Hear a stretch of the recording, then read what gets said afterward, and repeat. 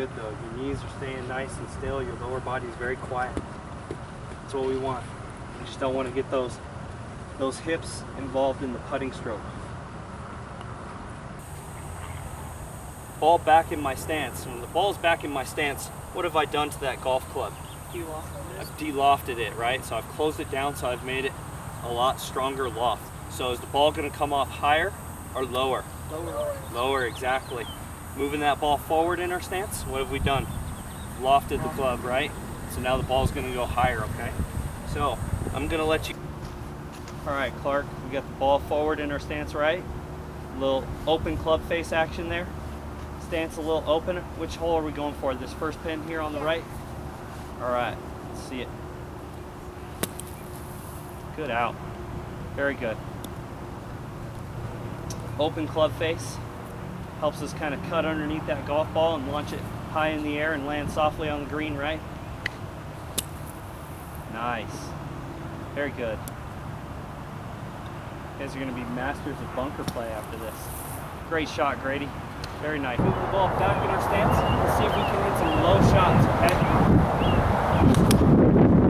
Some low stingers, try and keep it out of the wind. It's starting to get breezy out here.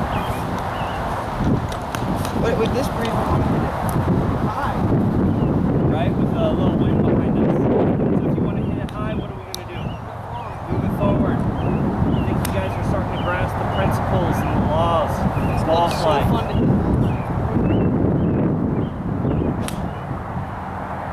It's a nice little stinger. Nice and low. Got that well. You can also hit big high cuts. Do it off the ground, not on a tee. That'll be more impressive. Stinger? Ball. A stinger or what? Stinger? Stop. Yeah, just stinger off the ground. Say you're playing at Canyon Club and you got a lot of trees and you got to hit it low. Give me a punch up? Yeah, give me a little punch out. Give me a low cut. Nice. So what did you do to hit that low cut? Move it back. Go back and kind of finish to the left. Finish to the left. A little open club face. Like it. Awesome. So, one thing I want to talk about is setup today. One thing that I really want to stress to you guys. So, you guys all know David on our golf team, right? David Garza? Yeah. Right? So I want to kind of highlight something that David does. Can I borrow your driver? So, one thing that amazes me about David, actually, I'm standing over here. One thing that amazes me, and I want you guys to notice next time you see David at practice or you see him out playing, okay? Watch his club setup, okay, when he gets up, okay? He goes through his pre-shot routine. He usually kind of gets behind, picks out his target down range or down the fairway.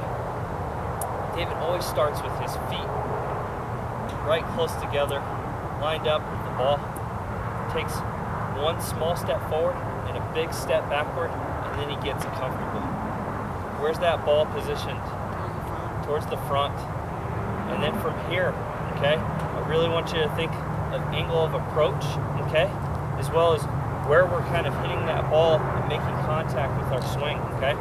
So when we're hitting irons, everything's kind of on a pendulum, right? Where are we hitting our irons? Right in the middle, right? Where are we hitting this ball with our driver? On the upswing.